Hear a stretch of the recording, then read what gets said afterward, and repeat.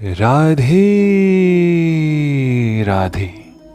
चलिए आज हम आपको लेकर चलते हैं कुरुक्षेत्र के युद्ध स्थल में, जहां पर कौरवों और पांडवों के बीच में एक भीषण महायुद्ध हुआ था, जहां भगवान कृष्ण ने अर्जुन को भगवद गीता का उपदेश दिया था। मिलकर बोलिए राधे राधे। एक और जहां कुरुक्षेत्र के युद्ध स्थल में कौरवों और पांडवों की सेना आमने सामने थी, वहीं दूसरी ओर धृतराष्ट्र अपने मुख्य सलाहकार अपने सारथी संजय से पूछते हैं, हे संजय, धर्मभूमि कुरुक्षेत्र में युद्ध की इच्छा से एकत्र हुए मेरे तथा पांडवों के पुत्रों के बीच में क्या हो रहा है, मुझे बताओ। भगवद गीता एक बहुपठित आस्तिक विज्ञान है, जो गीता महात्म्य में सार रूप में दिया हुआ है। इसमें ये उल्लेख है कि मनुष्य को चाहिए कि वो कृष्ण के भक्त की सहायता से संवीक्षण करते हुए भगवद गीता का अध्ययन करे और स्वार्थ प्रेरित व्याख्याओं के बिना उसे समझने का प्रयास करे। अर्जुन ने जिस प्रकार से साक्षात भगवान कृष्ण से गीता सुनी और उसका उपदेश ग्रहण किया, इस प्रकार की स्पष्ट अनुभूति का उदाहरण भगवद गीता में ही है।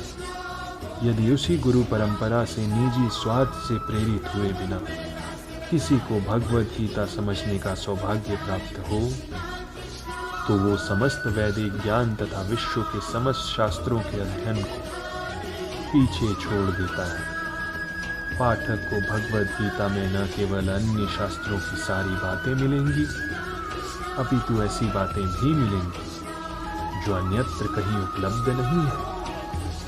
यही गीता का विशिष्ट मानदंड है।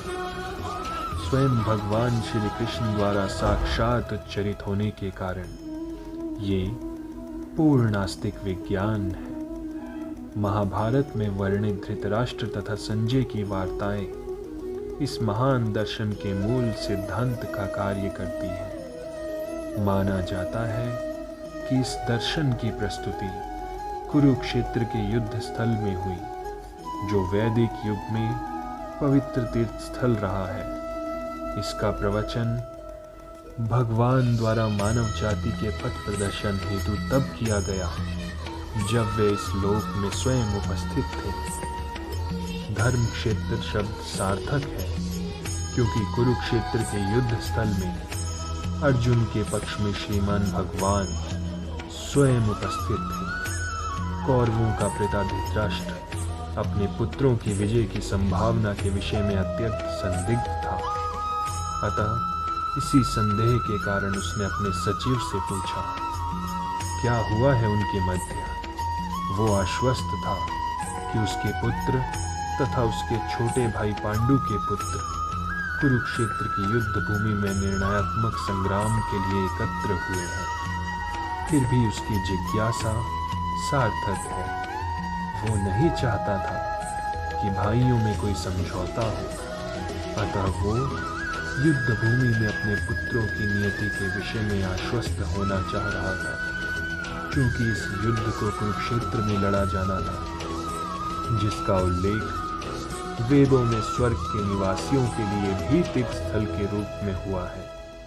अतः धृतराष्ट्र अत्यंत भयभीत था कि इस पवित्र स्थल का युद्ध के परिणाम पर न जाने कैसा प्रभाव पड़े। उसे भली भांति ज्ञात था इसका प्रभाव अर्जुन तथा पांडु के अन्य पुत्रों पर अत्यंत अनुकूल पड़ेगा, क्योंकि स्वभाव से वह सभी पुण्य आत्माएं थी। संजय श्री व्यास का शिष्य था, अतः उनकी कृपा से संजय धृतराष्ट्र के कक्ष में बैठे बैठे कुरुक्षेत्र के युद्ध स्थल का दर्शन कर सकता था। इसीलिए धृतराष्ट्र ने उससे युद्ध स्थल की स्थिति के विषय में पूछा। पांडव तथा धृतराष्ट्र के पुत्र दोनों एक ही वंश से संबंधित थे, किंतु यहाँ पर धृतराष्ट्र के वाक्य से उसके मनोभाव प्रकट होते हैं। उसने जानबूझकर अपने पुत्रों को कुरु कहा तथा पांडु के पुत्रों को वंश के उत्तराधिकारी से विलग कर दिया। इस तरह पांडु के पुत्रों अर्थात अपने भतीजों के साथ धृतराष्ट्र की विशिष्ट मनी स्थिति समझी जा सकती है।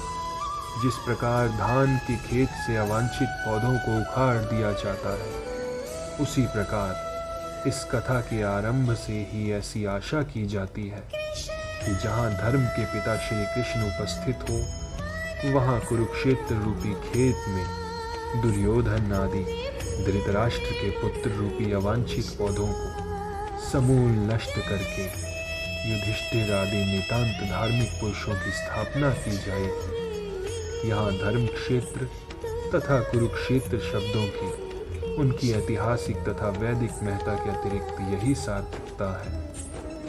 मिलकर बोलिए राधे राधे।